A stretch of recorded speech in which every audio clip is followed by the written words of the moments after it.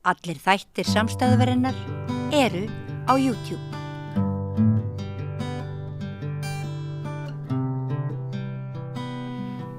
Þá erum við komin aftur að Rauða borðinu til að ræða samfélagið og okkur sjálf í ýmsu samhengi út frá ýmsum sjónarhornum. Hingað er komin verkefnisstjóri stóra ráðstefnu sem verður haldin helgina, sagnfræðingur Þór Martinsson, vertu velkomin. Takk. Og ég fekk þig til að koma bara svona eins og örstutt til að fara kannski ekki alveg ofan í stjórnarskrár málið eða hvað, sko, heldur þú svona að segja okkur meira aðeins hvers vegna það er mikilvægt að ræða þetta mál núna. Þetta er ekki stjórnarskrármálið, nýja stjórnarskráin, hvort eigi að lögfesta hana eða hvað. Nei.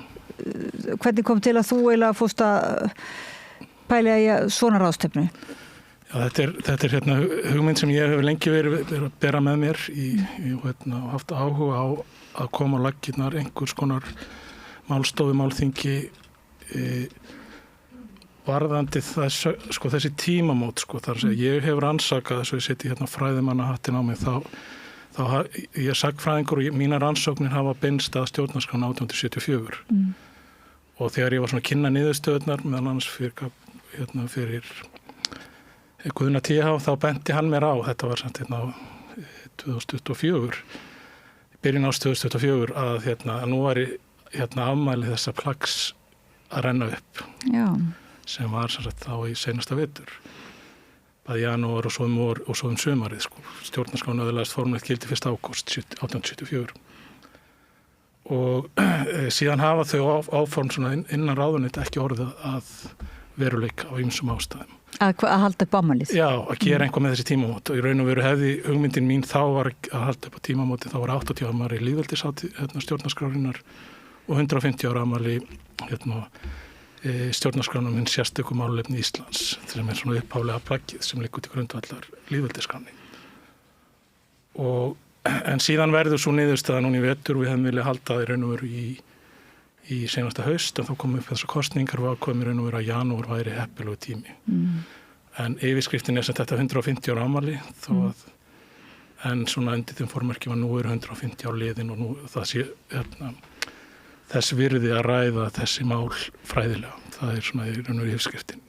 Hér segir að Reykjavíkurakademían boðið til málstofu í Þjóðminjasafninu á laugardaginn, ekki satt? Nei, á föstudaginn. Föstudaginn, 17.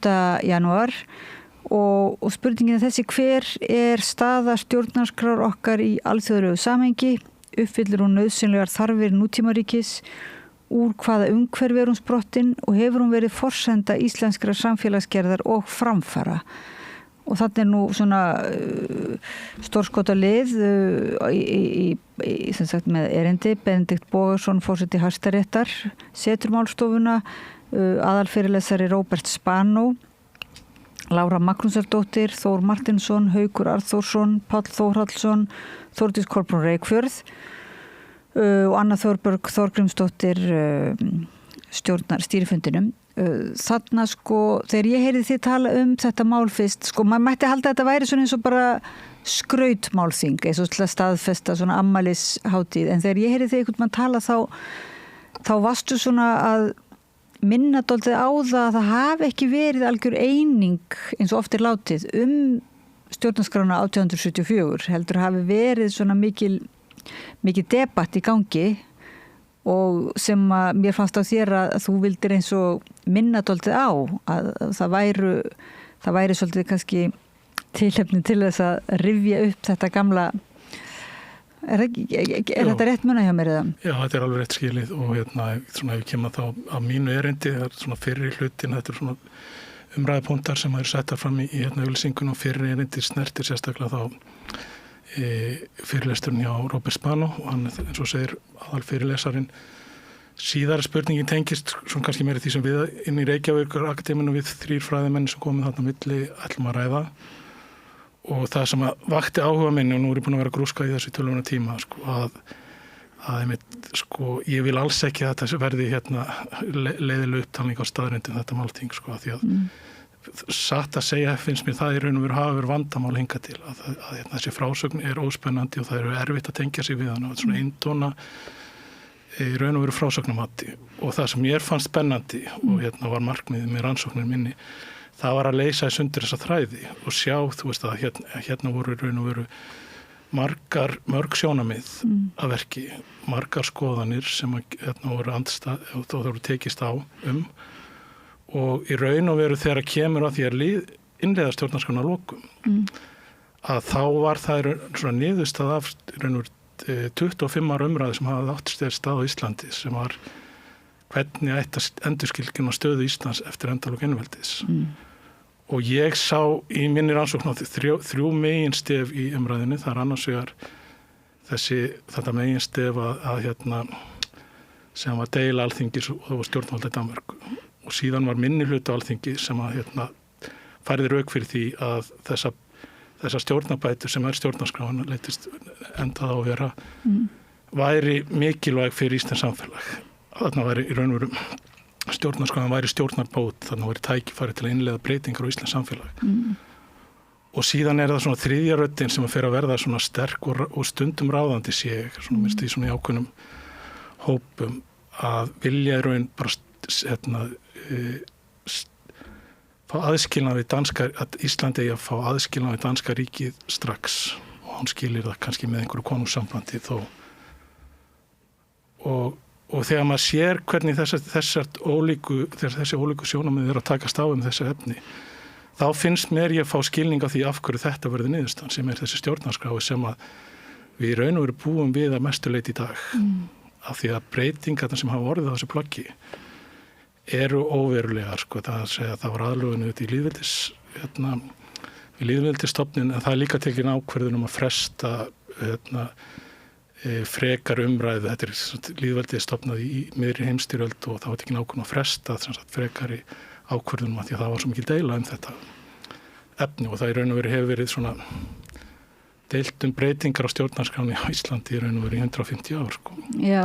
Mér liði með þetta og Jón Sigurðsson svona fannst þér hann dálítið falla af stallinum þegar þú byrjaði að rannsaka þetta? Já, það var alls ekki markmiðið nei, ég líti ekki þannig á mér finnst bara meira spennandi af því að eins og þegar tala um þessu eintónu frásögn að þá kemur hann með þennan dóm þegar stjórnarskráin kemur út að þetta sé raun og veru einhvers konar innlimunartilraun hjá stjórnvöldum og sjálfstæðisbaráttan felist í því að berjast gegn þessum tilraunum tana. Mér finnst miklu áhugaverðara að sjá fleiri raddir, það eru fleiri sjónamið verki og sérstaklega fannst mér áhugavert að sjá hlutverk Hilmars Finnsen sem senasti stiftamtmaður og fyrsti landshöfðingi og ég tel að Hilmar hafi haft ekki minni þátt en Jón Sigurðsson að því að það hafi þróast þetta sjálfstæða ríki á Íslandi þó það hafi kannski ekki verið ásetningun hans þá leiddu þær breytingar sem hann náði að koma í gegnir sem ég tengi aðalega við hans störf sem stjórnarskráin til þess að síðari þróun hafi verið möguleg. Ég myndi bara ég myndi ekki endilega að þú hefur eitthvað verið að steypa Jóni Sigurðsson af stalli en það var frekar þannig að meðan þú talaðir á sínum tíma að þá sá maður að það voru allavega fleiri en hann sem stóðu þarna í kringum þetta mál það var svoleiðis þannig að hann svona sem einhver eini maður í málinu steyptist af stalli en þannig að þú ferð yfir í hinar raddirnar líka í þínu erindi og við lofuðum nú að vera ekkert að spilla fyrir spenningunum akkurat núna en það eru samt tvær örstuttarspurningar sem brenna á mér. Hver er tengslin við sem kallast nýju stjórnarskráin? Er það allt önnur umræða en þessi? Já, Róbert Spanó ætlar að koma að sinna þetta í sínu erindi en það samt upp úr það verður þessar megin breytingarnar sem að hann að fjallum, það eru breytingarnar eftir 1995, það eru mannréttindar á kaflarnir sem koma þar inn og hann auðvitað ég ætla ekki að vera fullur eitthvað fyrir hann auðvitað en ég veit hann ætlar að fjalla þær breytingar varandi mannréttindar ákvæðin og svo ætla hann líka að fjalla þessar umræði sem verða svona ábyrrandi eftir bankarunnið. Þannig að þetta er bara raunverulega, þetta er ekki þið eruð ekki að taka afstöðu með þessi ráðstefnu að taka afstöðu með eða móti nýju stjórnarskráni? Alls ekki, það engin þannig markmið. Það sem ég hugsa oft varðandi það þegar ég ræði við fólk að það er svona ákveðin hóp, það er til fólk sem hefur sterkar skoðanir á því hvernig þessi hlutir ætti að vera. En ég saknaði svolítið að finna fólk sem hefur meiri þekkingu á því úr hvaða umhverfi þetta hefur orðið til og mér finnst þessi svona umræðum að breyta á þess að hafa það samhengi í raun og veru ekki þjóna markmiðið sínu. Þannig að ef ég svona hef áhuga á einhverju erindi þá er þetta þessi sögulega hlið og þetta samhengi. Sem ætti þá í bestafalli að geta eins og byggt undir hugmyndir breytingar eða svoleiðis. Og skapa samtal svona uppbyggilegt samtal áherslur. Þessar áherslur eða hinnar og svona ákveðna forsendur í því. Hinn lögléttaspurningin Þór er Grænland. Fyrst að því núna frestaðist ráðstefnan og í millitíðinni þá erum við sem sagt hefur svolítið spunnist umræða einmitt sjálfstæðisbaráttu eða sjálfstæðispælingar Grænlendinga. Fyrst þessi ráðstefna, hugsar þú Grænlendinga og nú ert þú líka hálfur Færeyingur í þessu samhengi svona eða er það líka bara allt önnur umræða? Nei, alls ekki en það er kannski svona þriðja auga sem maður hefur er á þetta pólitíska landslag sem við lifum í dag og mér finnst þetta mjög áhugaverðar og svona raunverulega spurningar að mörgu leyti og ég held svona það væri óskandi ef við getum boðið einhvern frá Grænlandi eða heimastjórninni að heyra okkar erindi af því mér finnst eins og þessar þjóðir í Norður Atlantshafi hafi svona sögu að gefa hvert öðru. Það er mjög áhugaverður samanburð. Þetta svona 3 ríki sem eru að falla úr þessu ríkjasambandi en sagan er svo ólíka grundvallar atriðum en samt sambærileg. Mér finnst það mjög svona áhugavert það vakna margar áhugaverðar spurningar, geta orðað þannig. En svona fara í grænlenska samhengi þá grunar mér nú að þá er það svona mín óska að við gætum kannski haft einhverja reynslu að gefa Færeyingum og þeir gætu svona kannski máta sín verkefni við það hvernig hlutinir hafa einhvern veginn spilað út hjá okkur. Þannig að þú ert kannski ekki verkefnistjóri ráðstefnu í síðasta sinn núna og geti orðið svona röð samræði funda stjórnarskrána vonandi í framtíðinni. En ef að segja þetta gott í bili þessa ráðstefnu sem er haldin, getur þú sagt okkur hvar hún er haldin? Já, í Þjóðminjasafninu. Já, kannski bæti því við því var spurður á því aðgangur er opinn og það þarf ekki að skrá sig og þetta er seinnipartinn á föstudegi þetta er kannski háur okkur aðeins að við ætlum að flytja erindin og halda þetta dagskránum svolítið þétt en það hljómar svolítið svona eins og við sem kannski að messa yfir einhvern sal en það er bara gert fónsins vegna til að koma þessu efni á 3 tímum þannig að því miður er ekki tækifæri til að taka við einhverja umræður við salin kannski einhverja spurningar í lok hvers erindis en það er bara kemur til út frá forminu en ekki einhverjum ásetningi, ég vil taka það fram. Það má kannski halda til dæmis ætluðu að koma hingað og ræða málin og segja okkur frá pælingunum og verður líka pælingar stjórnarskrána í framhaldinu kannski. Já, það var leifin því bara komið ljós, ég er alveg opinn fyrir því að svona hvaða viðbrögð þetta eftir að vekja og hvort að þau vakna einhverjar óskir að fylgja þessu eftir en minnst alveg er koma vel til greina að skoða það.